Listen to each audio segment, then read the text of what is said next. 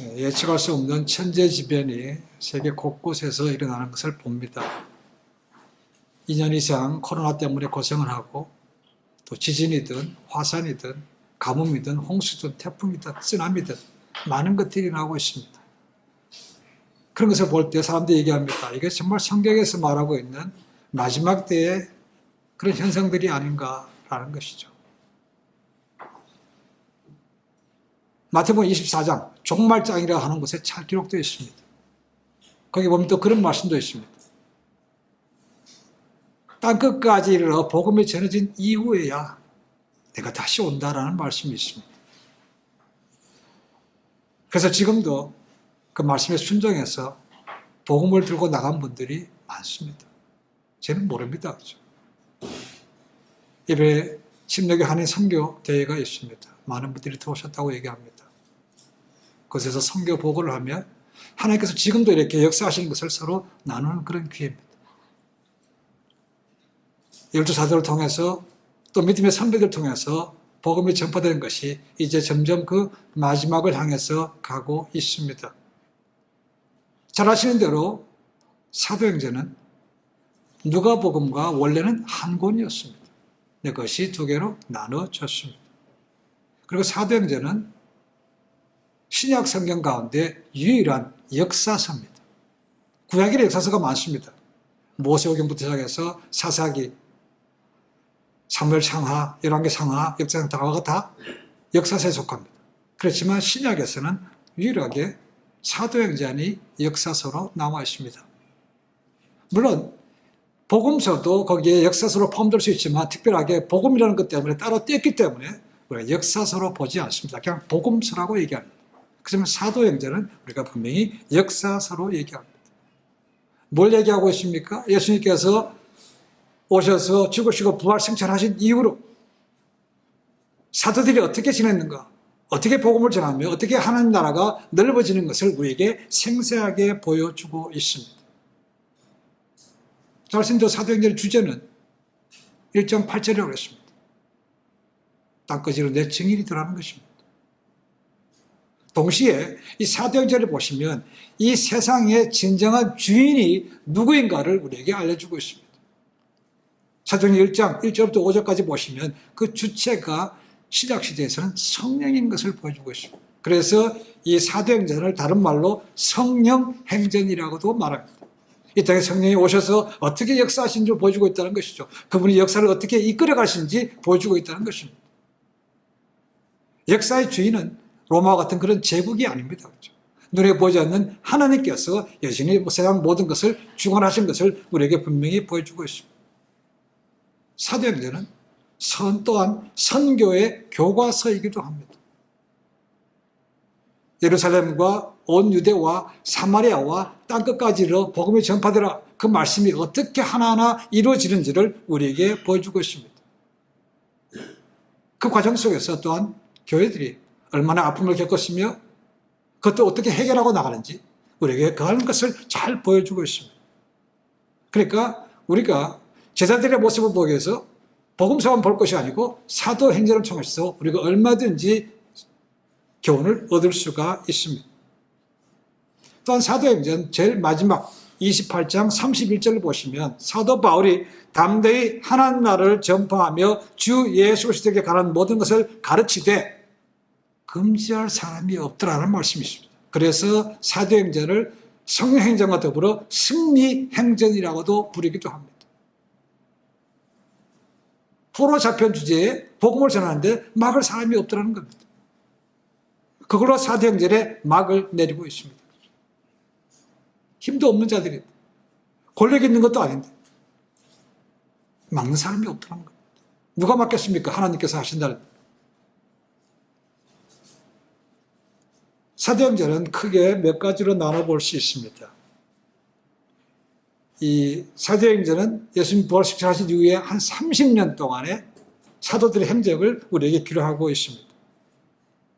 12장까지는 일반적으로 베드로가 주인공이라고 볼 수 있고 13장 이후부터는 사울이었던 바울이 주인공으로 나오게 됩니다. 그리고 13장부터는 말 그대로 세계 선교의 장이 열리는 장이기도 합니다.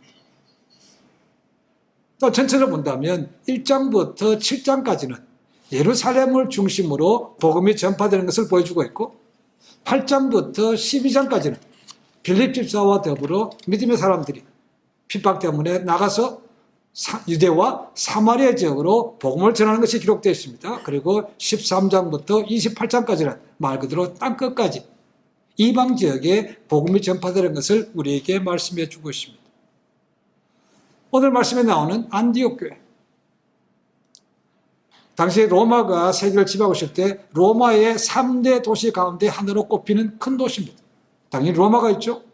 그리고 아프리카의 알렉산드리아가 두 번째고 세 번째가 안디옥입니다. 물론 안디옥은 두 개가 있습니다. 그렇죠? 여기 말하는 시리아에 있는 안디옥이 있고 터키에 있는 비시디아 안디옥이라는 것이 있습니다. 여기는 시리아에 나오는 안디옥입니다. 세계 선교의 거점이 되는 곳으로 되어 있습니다. 어떻게 이방 교회가 선교의 거점이 되는가? 신기합니다. 그렇죠? 분명히 택함받은 사람은 유대인이었습니다. 근데 그들이 교만해서 선민사상에 빠져서 이방인들을 배척하고 또한 예수님을 구세주로 인정하지 않았기 때문에 그 구원의 은혜가 이방인들에게도 넘어간 것입니다. 그래서 이방 지역에 복음이 전파되고 그것의 교회가 세워지고 그곳이 세계 선교의 거점이 된 것은 참 아이러니컬하지 않을 수 없습니다. 그렇다고 해서 이 안디옥교회가 사울이 개척한 교회는 아니었습니다. 우리가 지난주에 봤던 것처럼 8장 1절 예루살렘에 핍박이 와서 사도들 빼고는 모든 성도가 다 흩어졌다고 되어 있습니다. 흩어져서 여러 세계로 갔죠. 그렇죠? 그 중에 한 사람들이 어떤 부류들이 이곳 시리아까지 가서 여기에서 교회를 시작한 것입니다. 놀랍게도 그곳에서 이방 지역인데도 폭발적으로 교회가 성장하기 시작했습니다. 그리고 그 소문이 예루살렘 본교회까지 전해지게 됩니다. 그래서 이게 무슨 일인가? 어떻게 이방 지역에 하나님의 역사가 나타날 수 있는가? 알아보라고 사람을 보냈습니다. 그 사람이 누구입니까? 바나바입니다. 바나바 가서 안디옥 가서 보니까 정말로 이방 지역에 성령이 임하고 구원이 임했다는 것이죠. 그래서 거기서 이들의 신앙이 더 자라도록 하기 위해서 거기서 머물면서 그들을 가르치기 시작했습니다. 근데 문제가 보니까 자기 혼자서는 이게 감당이 안 되는 겁니다. 그래서 고민에 빠졌습니다. 이거 너 어떻게 할 수 있는가? 그래서 떠오른 사람이 누굽니까? 사울이었습니다. 이 바나바와 사울은 한 번도 만난 적이 없습니다. 그렇죠? 이름은 들어서 알겠죠.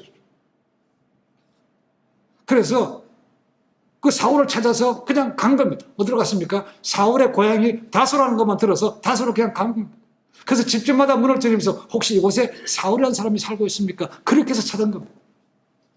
그러니까 그런 소문이 사울에게 들린 겁니다. 누가 와서 사무엘에서 왔다는데 당신을 찾고 있어 그런 거죠. 그래서 두 사람이 만난 겁니다. 그리고 얘기를 듣고 보니까 이 바나바라는 사람이 열정이 대단한 사람이에요. 그래서 그가 원한 대로 따라가서 안디옥에 가서 1년 동안 열심히 가르치게 됩니다. 교회가 부흥했습니다. 더 놀라운 것은 신약에서 처음으로 그 안디옥 이방교회에서 크리스찬이라는 말이 생겼다는 겁니다. 예수님을 믿지 않는 사람들이 보니까 저 사람들은 예수님께 속한 사람이다 라는 것이죠. 크리스티아노스라는 것입니다. 예수님께 속했다는 겁니다. 근데 좋은 말로 한 것은 아니고 비아냥거림이었습니다. 요즘 얘기하면 예수쟁이들 이런 표현이라는 것이죠. 거기서 확실하게 저 사람 뭔가 다른 사람이라고 구별이 됐다는 겁니다. 그래서 계속해서 복음이 전하기 시작했습니다. 그럼 당시 유대인들도 예수 믿는 사람들 갖다가 그리스도인이라고 부르지 않았습니다. 나사렛 땅 아니면 갈릴리 땅으로 불렀습니다. 그렇죠? 그런데 이방 지역에서 처음으로 그리스도인이라고 크리스찬이라는 소리를 들었다는 것입니다. 이게 얼마나 놀라운 일입니까? 그래서 이 안디옥 교회가 이제 세계 선교의 중심이 되는 것입니다. 예루살렘 교회가 유대인들을 향한 중심이었다면 이 안디옥 교회는 이방인들을 향한 중심지였다고 볼 수 있습니다. 자, 1절에서 3절 얼렸던 본문 속에서 이제 앞으로 28장까지 이어질 세계 선교의 본질이 뭔가를 우리에게 잘해주고 있습니다. 첫 번째는 뭐냐면 선교의 주체가 사람이 아니고 하나님이시라는 겁니다. 우리가 생각하면 선교사를 부름받았으니까 가나보다, 선교사가 자신이 결정해서 가나보다 하지만 그것이 아니라는 것입니다.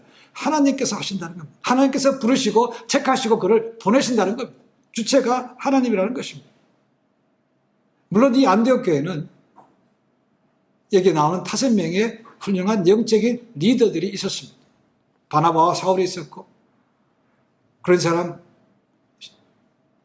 시몬도 있었고, 니게라는 사람도 있었고, 첫 동생 마나인도 있었습니다.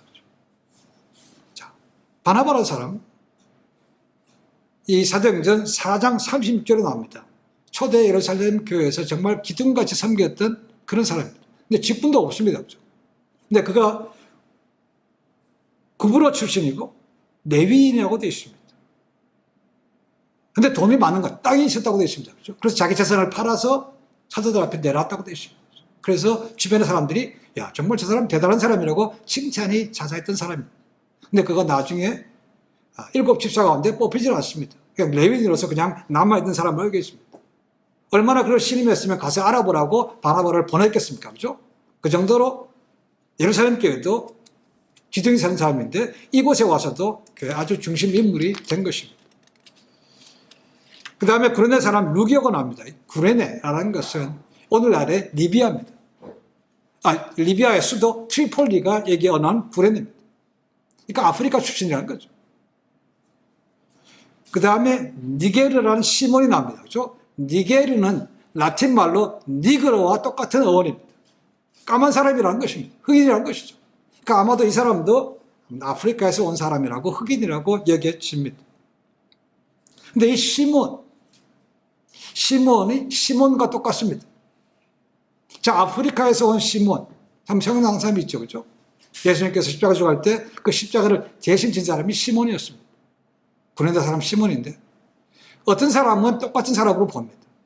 그래서 더 많은 학자들은 이미 그 시몬은 구레네 사람이라고 알려져 있는데 굳이 니게르라는 흑인이라는 것을 붙일 필요가 있느냐? 라서 동일한 사람으로 보지는 않습니다. 그러나 그 똑같은 인물로 보는 사람도 있습니다. 그리고 젖동생은 마나니라는 것은 많아요. 젖동생이 뭔가? 2가지 의미가 있습니다. 특히 왕족들은 세상 사람들과 친구를 잘 못합니다. 그렇죠? 그래서 어려서부터 귀족이나 그런 왕족 출신들 가운데 또래 친구가 되라고 같이 하는 사람들이 있다는 거죠. 그래서 그 사람들을 젖동생이라고 부릅니다. 아니면 정말로 같은 젖을 먹고 지낸 사람인지 2가지 다 의미가 있습니다. 정확히 뭔지 모르지만 어쨌거나 이 마나에는 이 헤롯 왕족과 아주 가까운 친구였던 것은 분명합니다. 이런 5명의 사람, 그리고 마지막에 사울이 있습니다. 잘 안 돼요. 사울은 아마 여기까지도 소문이 잘 났을 겁니다. 예수님을 핍박하던 퍼시큐러에서 프리처로, 프로클레임으로 바뀌었던 사람인 거죠. 그러니까 그에 대한 소문은 잘 알 것입니다. 그리고 똑똑합니다. 그렇죠? 잘 가르칩니다.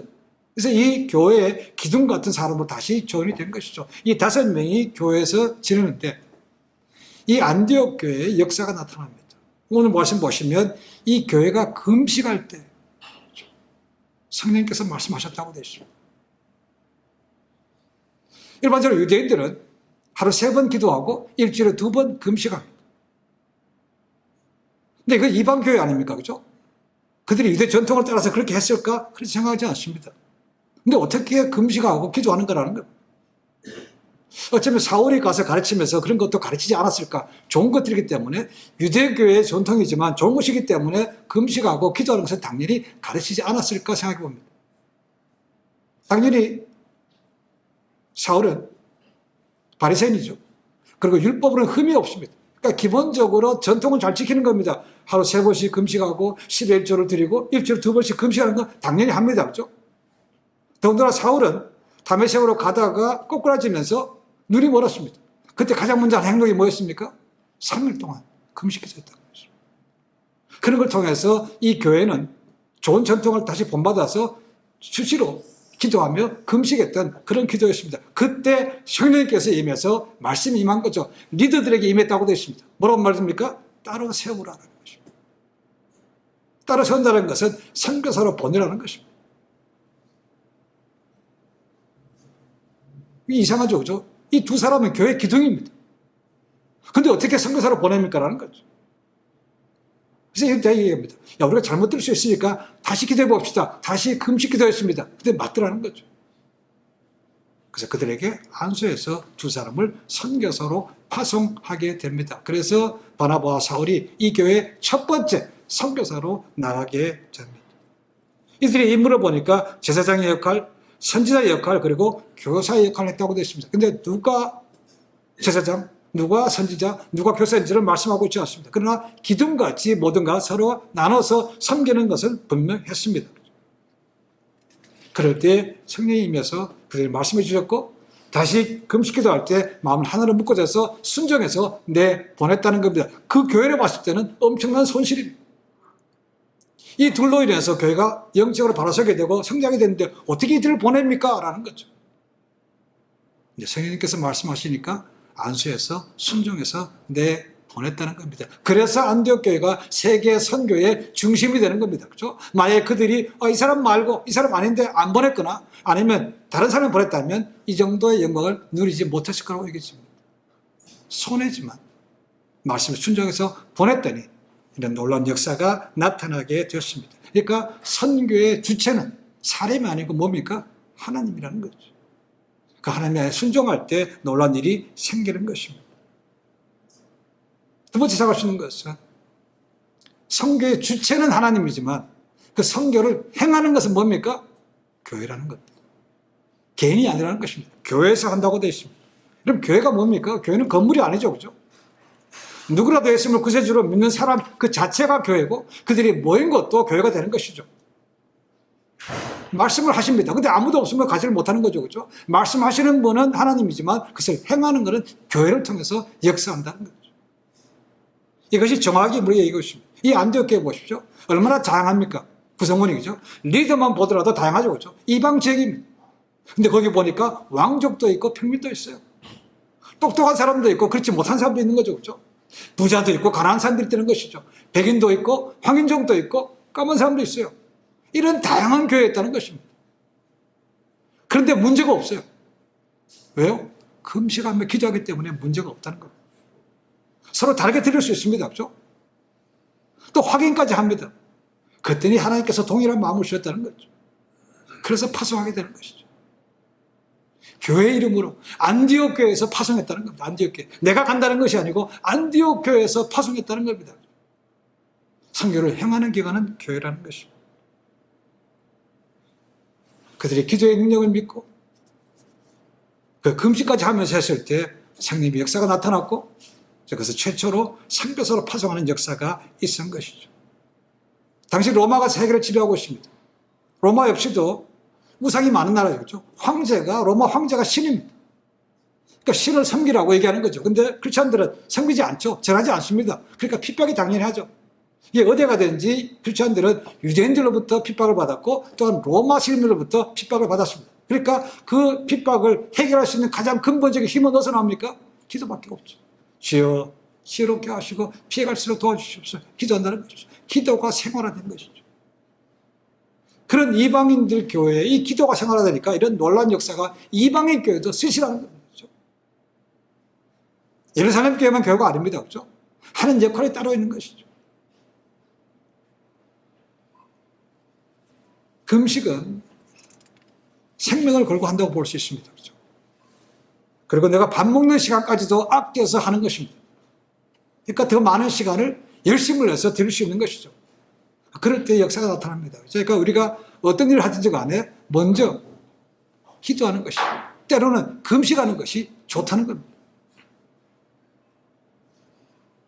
후에 바울은 갈라디아서를 통해서 이런 고백을 합니다. 갈라디아서 1장 17절 18절에 이런 말씀이 있습니다. 또 나보다 먼저 사도된 자들을 만나려고 예루살렘으로 가지 아니하고 아라비아로 갔다가 다시 다메섹으로 돌아갔노라. 그 3년 만에 내가 게바를 방문하려고 예루살렘에 올라가서 그와 함께 15일을 머무는 동안 이렇게 됐습니다. 이 사울이 부활하신 주님의 콜림을 받았을 때 세 가지를 했다고 됐습니다. 혈족하고 친척들하고 얘기하지 않았다는 겁니다. 두 번째로 빵빵했던 사도들하고도 논의하지 않았다고 되어 있습니다. 믿음의 선배들이죠. 근데 그들에게 가서 어떻게 하면 좋겠냐 이렇게 하지 않았다는 겁니다.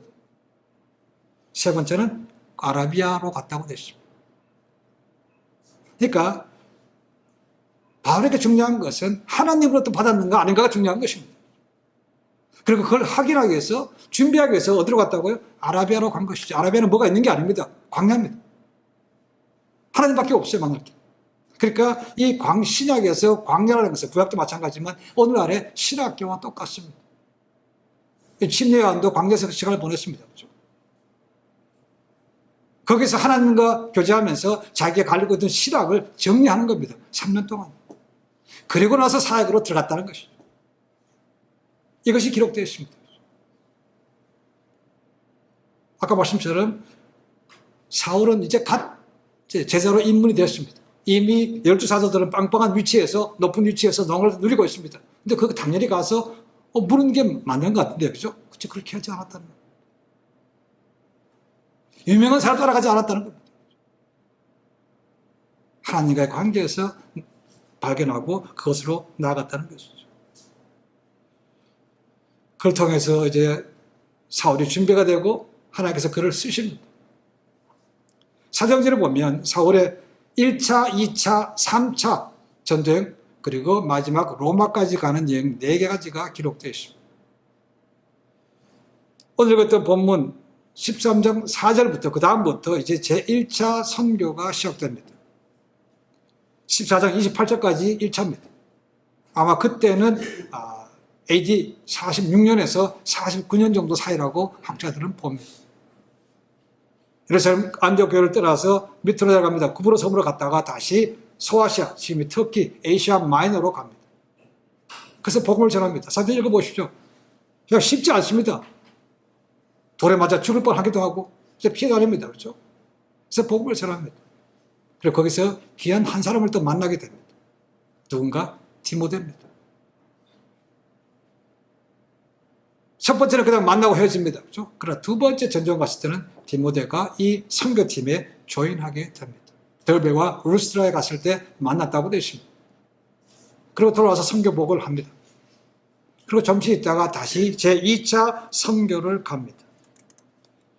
사도행전 16장 1절에 이런 말씀이 있습니다. 바울이 더베와 루스드라에게도 이름에 거기 디모데라 하는 제자가 있으니 그 어머니는 믿는 유대 여자요 아버지는 헬라인이라 되어 있습니다.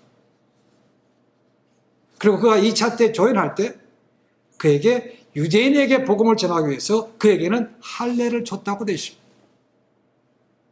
그렇지만 대체되는 사람이 또 하나 있습니다. 디도입니다. 디도는 이방인에게 복음을 전하기 위해서 그에게는 할례를 주지 않았다고 갈라디아에서 말씀하고 있습니다. 이게 선교 전략입니다. 그렇죠? 이방인에 가는 사람, 유대인에 갈 사람 그 외적으로 그들이 필요한 것을 갖추는 것도 지혜롭게 하는 것이죠. 무조건 밀어붙이는 것은 아닙니다. 두 번째 선교여행은 사도행전 15장 40절부터 18장 22절까지 굉장히 큰 부분에 걸쳐서 기록되고 있습니다. AD 51년부터 53년 사이에 기록된 것으로 봅니다.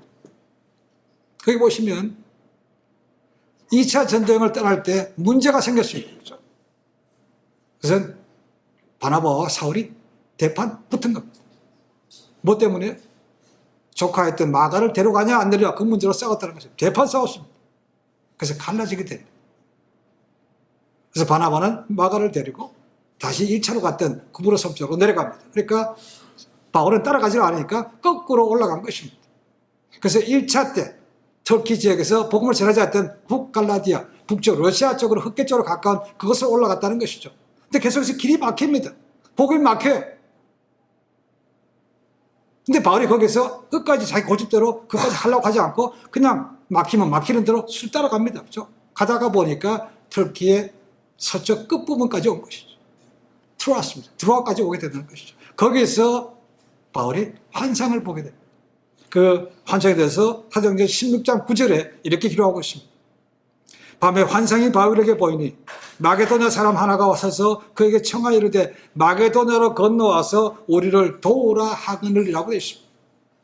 그래서 이것에 순종해서 유럽으로 건너게 됩니다. 그래서 유럽 최초의 교회인 빌립보 교회, 그리고 네아폴리, 베레아, 데살로니가 교회, 고린도 교회, 그리고 에베소 교회가 이 2차 때 세워지게 됩니다. 굉장히 큰 분량입니다. 그래서 굉장히 깁니다. 그죠? 자, 여기서 아까 디모데가 2차 때 동참했다고 되어 있습니다. 근데 또 한 사람이 여기 조인하게 됩니다. 선교팀에. 그 사람이 누군가? 누가입니다. 어떻게 알 수 있습니까? 사도행전 10장에 가면 어느 순간부터 우리라는 표현이 나옵니다. 그전까지는 바울이 그들이 뭐 이렇게 표현했다가 어느 순간에 우리라는 표현이 나옵니다. 이 우리라는 대명사는 어때 됐습니까? 말할 때 내가 포함이 돼야 우리라는 표현을 씁니다. 내가 포함이 안 되면 그들입니다. 그렇죠? 내가 포함되기 때문에 우리라는 표현을 쓴다는 거죠. 이것이 사도행전 16장 10절, 11절 두 절에 거쳐서 계속해서 우리라는 표현이 나옵니다. 그것이 어딘가? 드로아입니다. 드로아에서 나와서 환상을 보고 우리가 유럽으로 건너가게 됐다고 우리라는 표현이 나옵니다. 그러니까 이 사도행전의 저자인 누가가 그때부터 조인하기 시작했다는 것이죠. 자, 그런데 성경 어느 곳에도 누가가 어디 출신이라는 것을 말씀하고 있지 않다는 겁니다.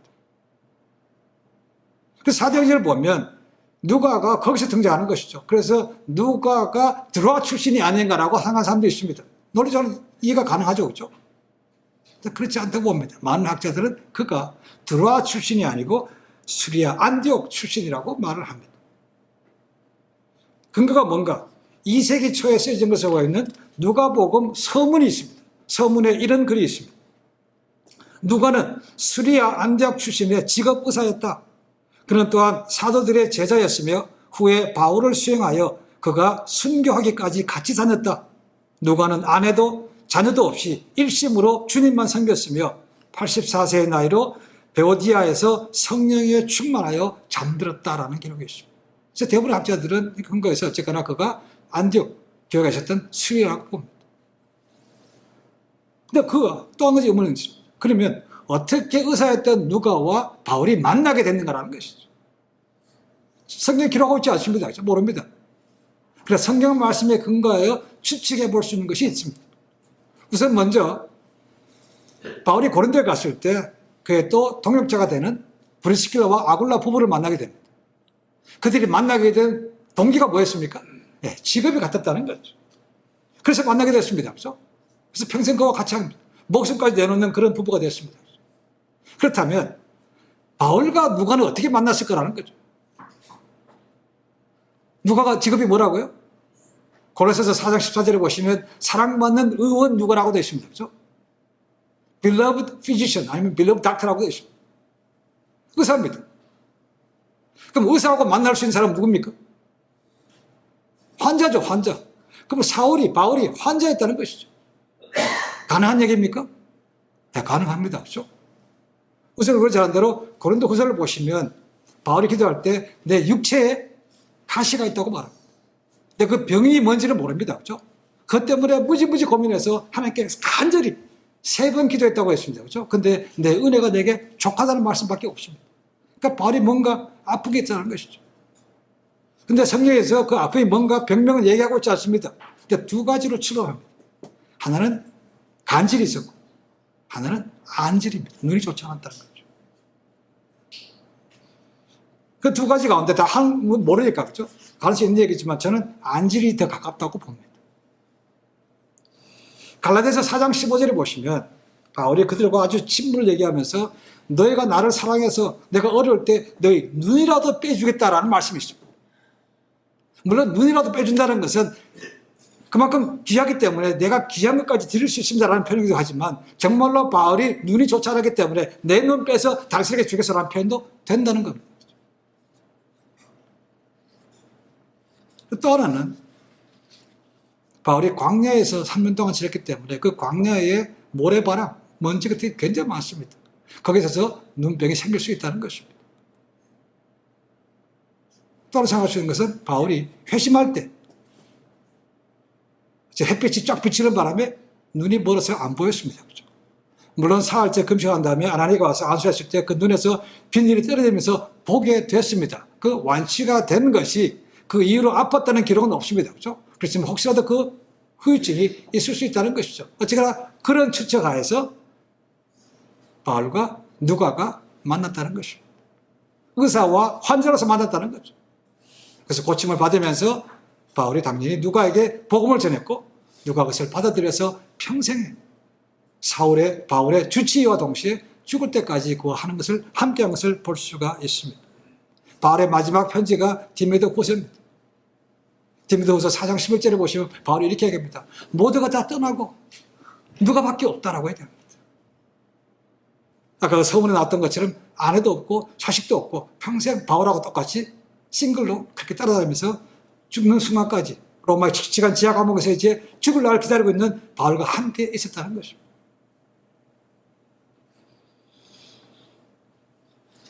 바나바와 바울이 순종해서 갔을 때 하나님께서 또 이미 예배하셨던 많은 만남들을 주셨습니다. 디모데, 디도, 누가, 바나바로 헤어졌지만 시라라는 사람도 있습니다. 시라. 통해서 하나님께서 놀라운 역사를 펼쳐가는 것입니다.